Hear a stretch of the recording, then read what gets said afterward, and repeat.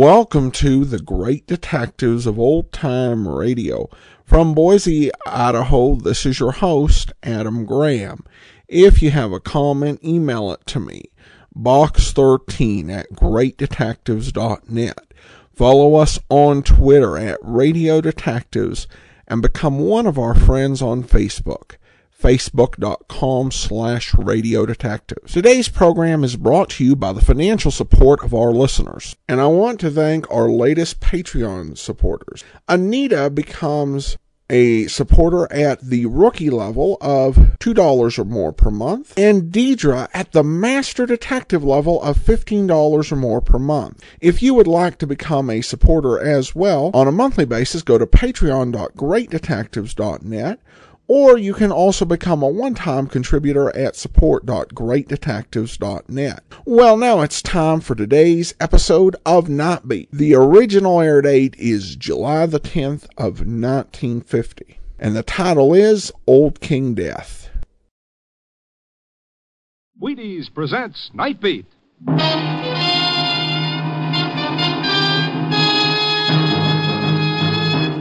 On stage tonight, transcribed from Hollywood, Night Beat, another in the Wheaties' big parade of exciting half-hour presentations.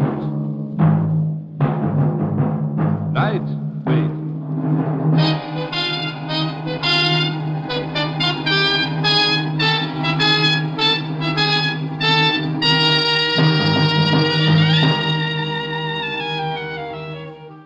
Hi, this is Randy Stone. I cover the Night Beat for the Chicago Star.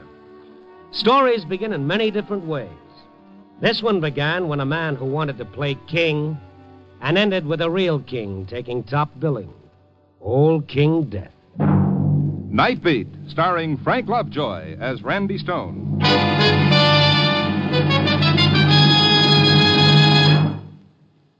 Wheaties flakes are not very large, but my, what they have for you. They've got vitamins and minerals and protein galore. They've got crispness and a nut-like taste. And they're flake after flake of genuine fun. Breakfast fun, like when you slice bananas on Wheaties and pour on the milk and spoon into 'em and chomp down on 'em. What could be more eating fun and still be so good for you? Why, every Wheaties flake is a whole kernel of wheat. And you know how much whole wheat does for you. Breakfast of champions. Breakfast of kids. Breakfast of grown-ups from coast to coast. No, Wheaties flakes are not very large, but you dig into them first thing in the morning and they'll still be with you long toward noon. And that's a promise. Buy some Wheaties. Buy lots of Wheaties very, very soon, and see how Wheaties at 7 can help at 11.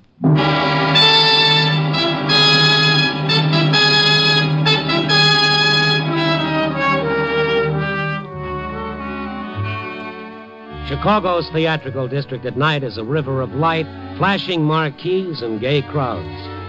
But through it flows a deep current of hunger and disenchantment, illusion and hope. Yes, hope, forever dying, but never quite dead.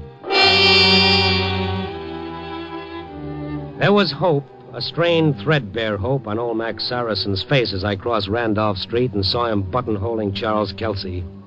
Kelsey's a play producer, currently more famous for the frequency of his marriages than those of his stage hits. As I strolled up, Max had one hand on Kelsey's arm, his gaunt, bearded face eager and anxious. You should have notified me, Charles. I certainly would have appeared at the tryouts if I'd known they were being held. Surely it's not too late. I'm sorry, old boy.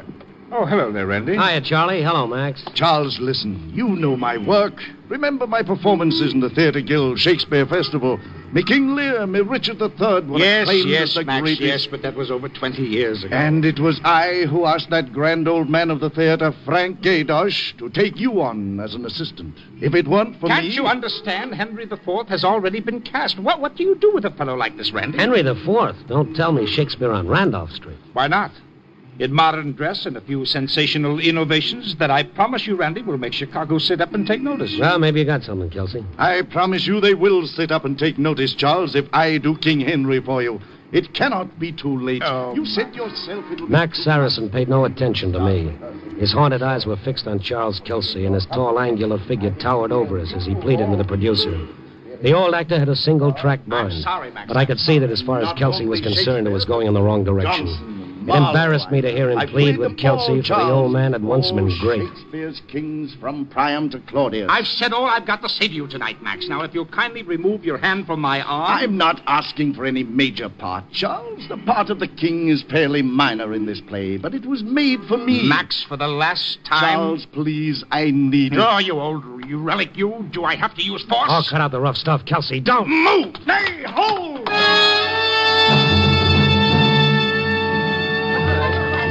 The old man changed before my very eyes. It was frightening. He was suddenly a giant, taller and broader than I'd ever seen him, the stoop in his back gone and rage blazing from a face of iron. He stood like a king in majestic wrath, his eyes darting about until he spotted Charles Kelsey pushing his way through the crowd. Hold, you foul, fat-witted dog! Stop! Max, wait! Keep away. Take your hands off me. Max, don't be a fool. I'm warning you, Max. I don't want to hurt... Help! Help me! Max, stop it. Stop it. You're killing him. Max staggered back as I drove my shoulder into his chest, and Kelsey dropped to the pavement, still kicking. I hurried Max across the street where my car was parked and took off just as a cop showed up. When we got out of traffic, I headed out Sheridan Road along the lake.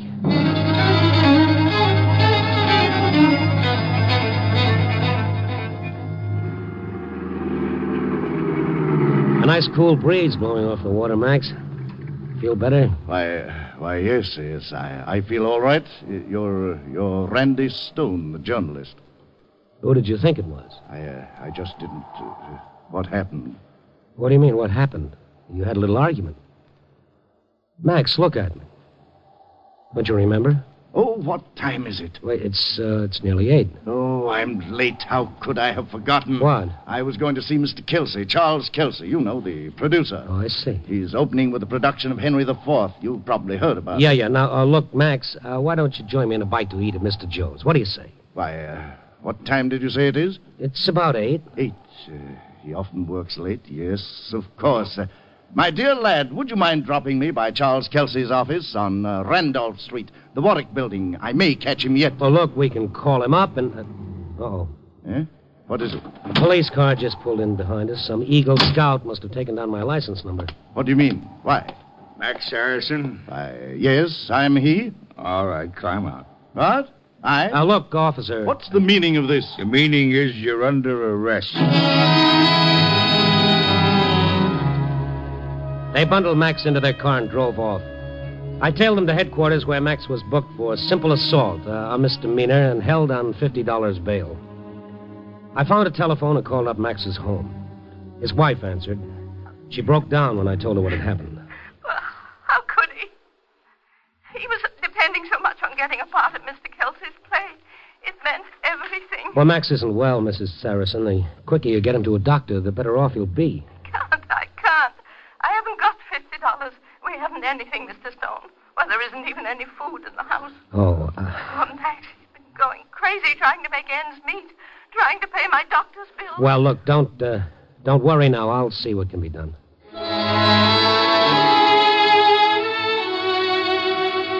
Well, what could I do?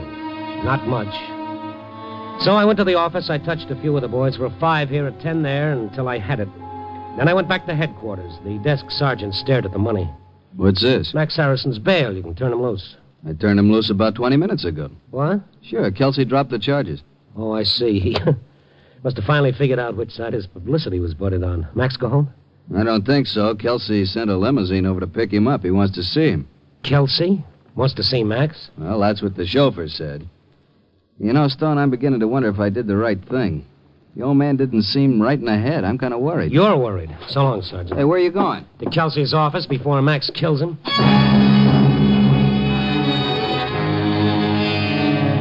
I couldn't imagine why Charles Kelsey would want to tempt fate by bringing Max to his office. But whatever the reason, I was too fond of the old actor to have him run the risk of killing a man. I rushed to the Warwick building, went up to the 10th floor where Kelsey maintained his offices. I was about to go in when the door jerked open. Max Saracen shuffled out, pushing past me blindly, and I grabbed his arm. Hey, Max. Eh? Oh, Randy. What is it? What happened? Huh? Oh, nothing. Why? What did Kelsey want to see you about? He offered me a job. A job. Max. Yes? What kind of a job? Playing a part. What kind of a part? I can't tell you. Please let go of me, Randy. No, wait a minute, Max. Now, wait a minute. What's the big mystery? What kind of a job is this going to be, anyway? Oh, it could be the death of me. Now, please, let go my arm, Randy. The death of me. Max.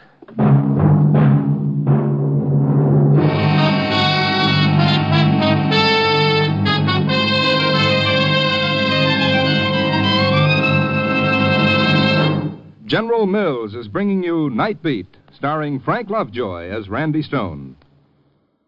You know something? You use up an awful lot of energy in a day, whether you're mending fences or breaking sales records, writing novels or wringing out clothes. Doesn't much matter. You burn it up, like a champion ball player burns it up. So why shouldn't you store up energy, like a champion stores it up? Why shouldn't Wheaties be doing for you what Wheaties do for ball players? Well, I can answer that question. Wheaties should. Wheaties should be giving you vitamins and minerals and proteins. Wheaties should be giving you that early morning energy that helps you through the whole AM. Wheaties should be providing you with crisp, nut-like eating fun at breakfast. And believe me, Wheaties will, if you give them a chance. They're not known as breakfast of champions for nothing. Not on your life. Every Wheaties flake is made from a whole kernel of wheat. It counts big in that breakfast bowl. And the more the Wheaties, the bigger the breakfast time help you get. Very simple, really. You buy Wheaties, you bring them home, you eat them faithfully when you bounce out of bed, and Wheaties will give you what the ball players get, right in your own sunny kitchen. Breakfast of champions. Breakfast for you. Just like that. Try them. See how Wheaties at 7 can help at 11.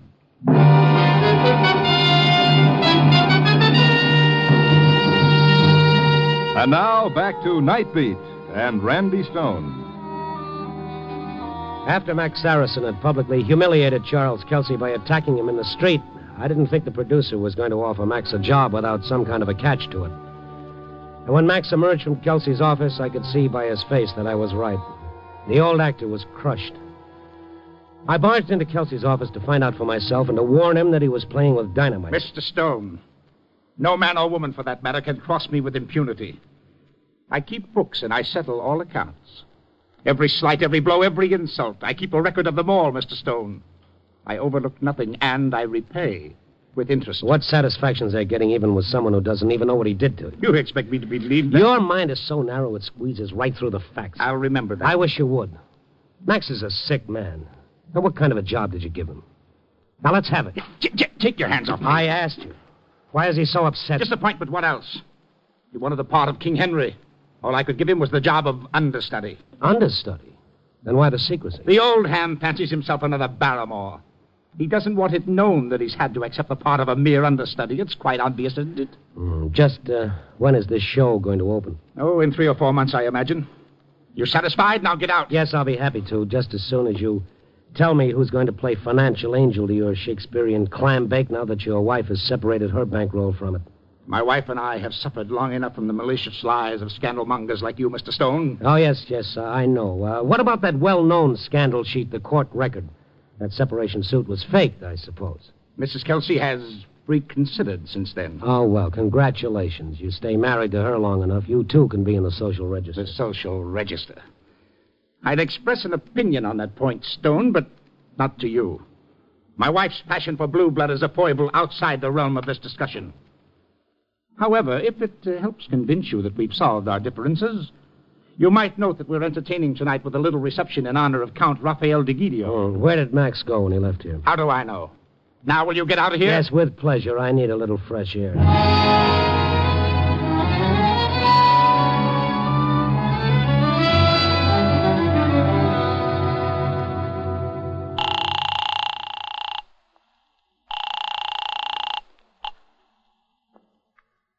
Hello? Oh, hello, Mrs. Saracen. Yes? It's Randy Stone again. Oh, Has Max gotten home yet? no. No, he'll be home late. He's dining out. What's that? He called up a little while ago. I guess you know what happened, don't you? It was awfully generous of Mr. Kelsey. The whole thing was a mistake. He never meant to have Max arrested. But I do appreciate your concern for Max. It was good of you to call me. Look, who is Max dining with? Well, it was Mr. Kelsey at his home. He wants to discuss a part with Max for his Henry IV. It's a wonderful break. Just what we've been hoping for. Max was all choked up with emotion when he told me about it. It's about time. Poor darling.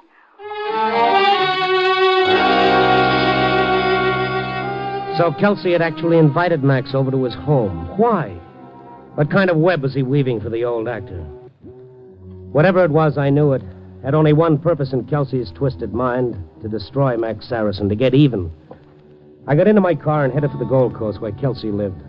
I pulled up in the courtyard, went to the door, flashed my press card to the butler. Thank you, sir. I believe you'll find most of the press people in the next room, by the punch bowl. Oh, thank you for the tip, but I'm looking for one special character, Max Saracen. Have you seen him? Saracen, sir? Why, no, sir, I do not believe... All right, I'll look around. He's probably somewhere in that mob on the ballroom floor. I think not, sir. There has been no Mr. Saracen. I've let in everyone, sir, and there's been no one by that name. That's quite definite, sir. I would remember a name like that. Yes, well, I'll look anyway, thank you.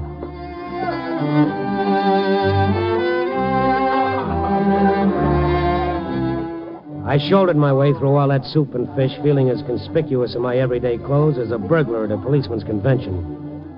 Where was Max? I glanced from one face to another. There must have been nearly 300 of them there. Was he in another part of the house? Did he come in by another entrance? I couldn't be sure. Kelsey was nowhere to be seen either. If he was alone with Max, there was no telling what would happen. I spotted Mrs. Kelsey over with a group of females clustered about the guest of honor. I was heading in her direction for information when a voice behind me brought me up short. Stone.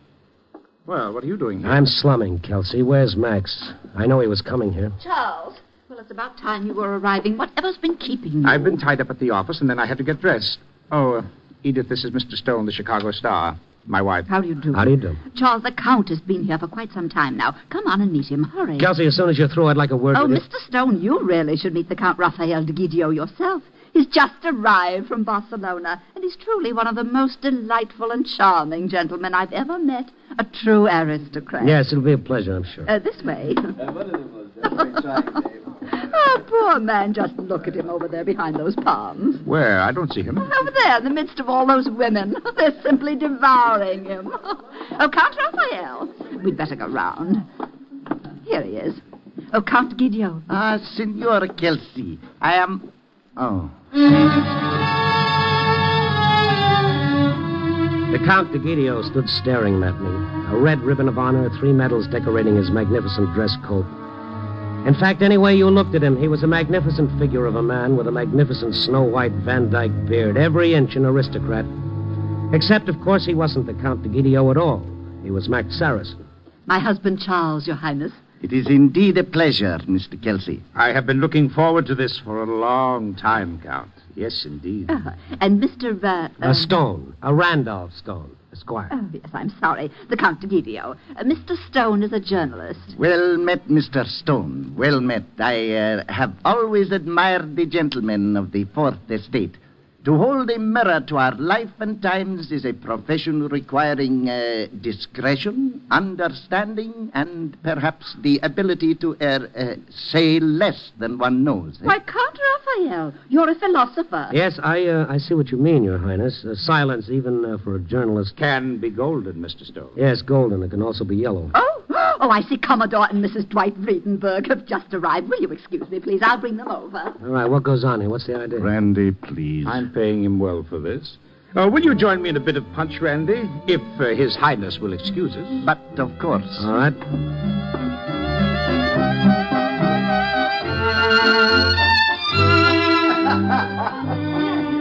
Come on, have a glass of punch, Stone. It isn't too bad.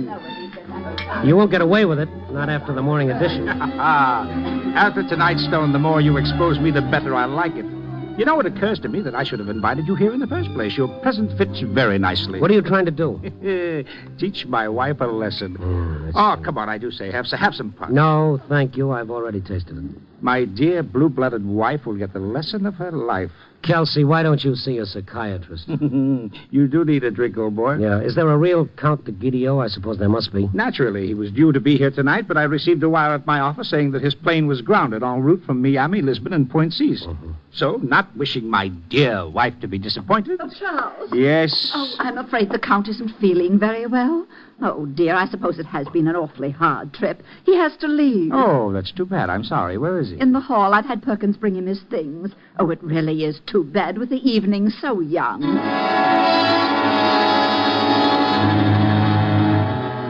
Max was getting into a big black limousine as I ran down the stairs to the driveway. I called to him, Max! The car door slammed shut. The uniformed chauffeur threw the limousine into gear and spun away as I reached the side of the car. I was about to turn and go back into the house to question Kelsey when I saw the car circle the driveway and stop at the servants' entrance.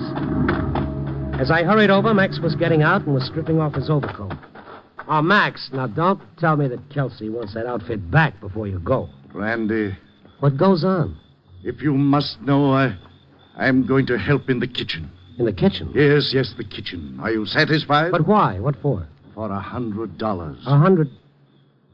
How much did you get for playing the Count? Also $100. But I don't get it until I earn the second $100. But why? Why would he pay $100 for a dishwasher? I don't know, but I've got to do it, Randy. I need the money. You might as well know it. Now go away, please. Let me get it over with. Okay, Max, but you'll get it over with a lot faster with an understudy to assist you. An understudy? Yeah, me. Come on. So this was the payoff. This was the booby trap. I couldn't help feeling it was even meaner than it looked, and I wanted to be around to try to keep it from exploding. We went around and back the servants' entrance and stepped into the kitchen. Servants had evidently been briefed by Kelsey, but they said not a word. They asked no questions. They just stared at us and whispered a little to each other. A stout old dame pointed to the pile of dishes in the sink. Them there. Thank you.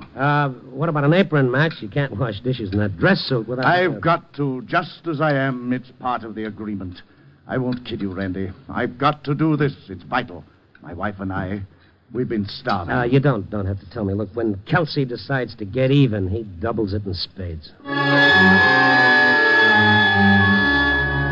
We grabbed a couple of dish mops and went to work. Max laughed silently to himself as he worked, silently and bitterly. He turned to me. A king to account to a scullery boy in one short day. A breathless descent, eh, Randy? For my dough, you're still king, Max. Thank you, lad. Aye, a king. You may me glory in me state depose, but not me griefs. I'm still king of those... Oh, I dropped it. Oh, forget about it. What's another dish to Kelsey? There I lie like a broken plate, used briefly and then... Life is short, Randy, so short. So what? It's not the length, but the performance that counts, and you were always great, Max, always. You're a kind wag, my lad. A veritable squire of the night, a minion of the moon. We're the moon's lovers, you and I, Randy, governed by her as is the sea, for our fortunes do ebb and flow like the ocean's tides, now up, now down. Well, that's life, Max. It's like sitting in the aisle seat in the movies. Pass the cleanser. By heaven, I'll hate you everlastingly if you bid me be of comfort anymore. I am barren, bereft of friends. But you're not, Max. I have lost the name of king. Me jewels are a set of tawdry beads, me place a verminous hermitage, me rich apparel a beggar's garb. Oh, make foul weather with despised tears. Curse heaven and die! Oh, he's falling to pieces. I've got to get him out of here before... Uh-oh. Right in here, ladies and gentlemen. Tycoons, barons, and literary lions. Here's the surprise I told you about. Kelsey, stay out of here. Hold the music, please. Here he is. Your nobleman from Spain, your aristocrat. The Count Raphael de Gidio in person. Count Raphael, what's the meaning of this? Charles. This is the silk purse, my dear. The one you keep telling me cannot be made from a sow's ear. Well, look at it. The sow's ear that you were convinced was the silk purse I never could become. You're born gentleman. The kind of gentleman I never could be. Oh, no, I'm not good enough. Well, meet him. How goes it, Count? When you're through with those dishes, come out and give these hypocrites some more samples of your wits and gentility. Look at him, Edith. Look! Your gentleman. My hired clown. Oh, You unspeakable. Oh, you weak-minded phony. The only thing you've proved is that Max is a gentleman compared to you. Villain! Viper damned beyond redemption! Max, take it easy. Snake whom we've warmed with our heart's blood! Spotted Judas! Keep away from me. Will ye bring Max. calumny upon our fair name? By heaven! Max, don't. Come back. Get away! Get away! Put me down! But it wasn't Max. Someone else, a giant, a king with a face of iron. Let go! Help! Oh, put him down, Max. Put him down. I'll make a Golgotha, you grinning skull! No, Max, don't. Put him down. When there are devils, cast them out!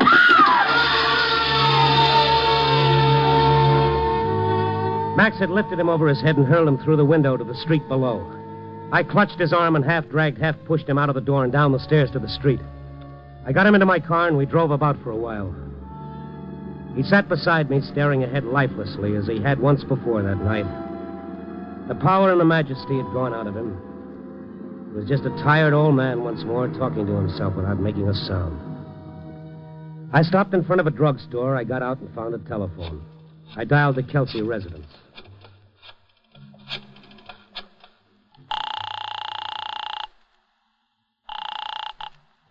Yes? Who's talking? Sergeant Charles Inc., City Police. Who's this? Oh, this Randy Stone. I just left there a little while ago. You took Max Saracen with you. Yeah, that's right. He's with me now. Keep him there. Where are you? In front of a drugstore, corner of Main and Flower. How is Kelsey? Was he hurt much? Yeah, he's dead. I went to the car and sat down beside Max. He looked at me with a strange new light on his bearded face. One that was tragic and far off. We have lost the name of kings. May golden cup becomes a dish of wood. Easy, Max. May one time kingdom a grave, a little grave, an obscure grave. Max, listen to me. Can you understand what I'm saying? Nay, let us sit upon the ground and tell sad stories of the death of kings. For death sits within the hollow crown that rounds our mortal temples and grins the buffoon, scoffing at our state. I, a king? You have mistook me all the while. But I only live by bread like you, dear coz, like you. Give me that man that is not passion's slave, and I will wear him in my heart's core. Aye, in my heart as I... He sat there beside me quoting Shakespeare. He didn't know me or hear me. I don't think he ever saw me. Once more. He was in another world. A world of his own dreams. Thy God for heaven. I heard the siren of the approaching police and car. St. George. And I know that though his body still lived, Max was gone. The king was dead.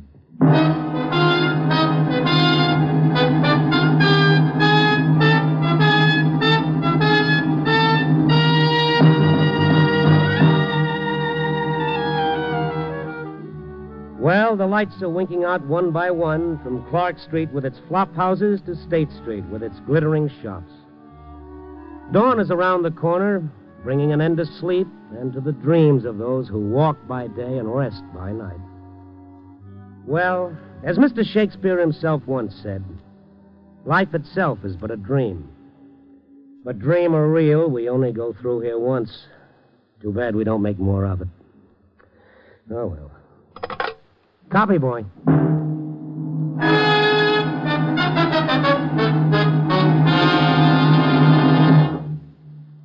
And here he is, the star of Night Beat.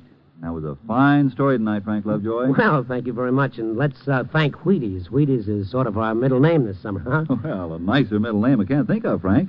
Folks at your house getting the Wheaties every morning, just like always? Oh, sure. The kids love them. I do, too, as a matter of fact.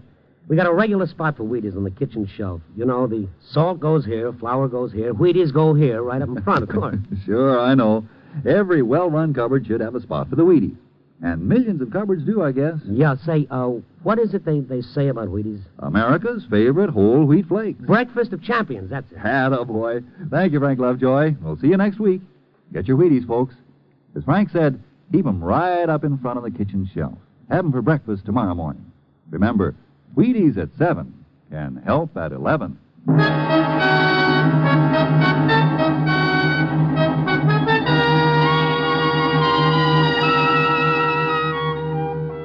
Night Beat, starring Frank Lovejoy, is produced and directed by Warren Lewis and edited by Larry Marcus.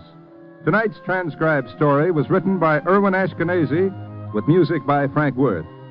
The part of Max Saracen was played by Tudor Owen. Wally Mayer played Kelsey. Others in tonight's cast were Eleanor Audley, Ann Keenan, and Harry Bartell. Listen next week at this same time and every week as Randy Stone searches through the city for the strange stories waiting for him in the darkness. And this is the Wheaties man, Frank Martin, inviting you to listen also on Tuesday, that's tomorrow night, to the Penny Singleton Show on the Wheaties Big Parade. See you then.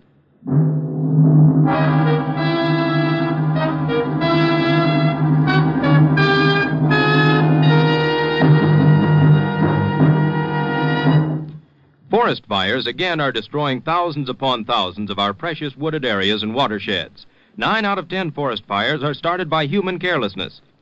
Crush out all cigars and cigarettes. Break matches in two after using. Drench campfires. Always find out what the law is about the use of fire in any particular wooded area.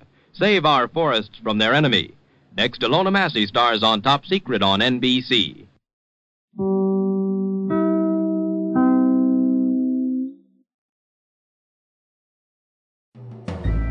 This is Andrea J. Graham, author of the Web Surfer series, and a Madam's Wife.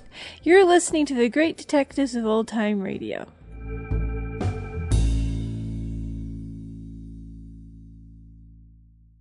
Welcome back. And this episode continues a recurring theme in Nightbeat, where our villain is not necessarily a murderer or anyone that the law would be concerned with in any way. Rather, they're a bully who pushes at someone's emotional weaknesses and insecurity till they get to the point of breaking. This goes all the way back to The Night is a Weapon and A World All His Own. And of the antagonist in those 3 stories, only the one in The Night is a Weapon came out of the whole thing unscathed. And that was because of the intervention of his sister. So this idea of the danger of bullying and pushing people too far was really strongly explored on Nightbeat. I also think this story highlights the type of journalist that Randy Stone is. He's not a crusading journalist in the sense that we usually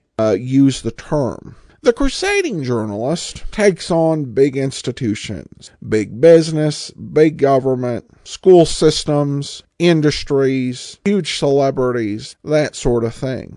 And to the extent that they connect with real people, it's in service of their overall narrative, which often has an unstated goal of changing laws or public policy or policy within an organization or company. With Randy Stone, it's ultimately the people he meets, helping them out and telling their story. And his column's not about the need for changes in law, but changes in how humans treat each other. He's more concerned about human decency and the golden rule than anything that's going on politically. And I think makes him a really interesting and different sort of character. I don't know if any such journalists ever existed, or if they did exist, if they had a long run on a newspaper. But it certainly works great in fiction. All right, listener comments and feedback now. And listener comments regarding episode 2151, The Juvenile Gangster. Joey writes in, Stone is one brave man. He tells a man that is holding a gun that he is a coward. Randy certainly isn't yellow.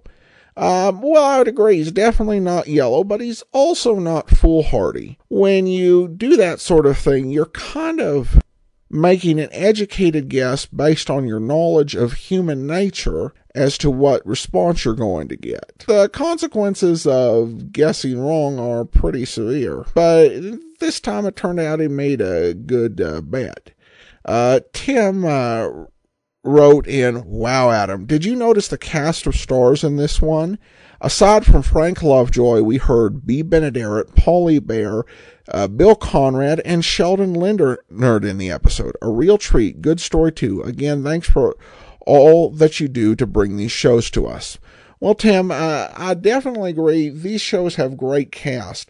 And what's really good about them is that they're given some really interesting and meaty roles to play. William Conrad has gotten some fantastic roles in this series so far, and it beats the usual thing he gets, because he appeared in a lot of old-time radio, but they tended to have him in one of two roles. He was either just a generic heavy, or he was some sort of cop or authority figure. Here, he really gets to kind of stretch his artistic muscles, and I think you've seen so many characters played by some great actors who really, they are playing material that they wouldn't get on any other program. And that definitely, great talent with great writing is one of the things that makes Not Beat so enjoyable. And finally, Joe writes in, I enjoy Not Beat, generally good storylines. Well, thanks so much, Joe, and that will do it for today. We will be back tomorrow with Inspector Thorne. And then next Monday, join us for Not Beat. In the meantime, send your comments to box13@greatdetectives.net. Follow us on Twitter @RadioDetectives.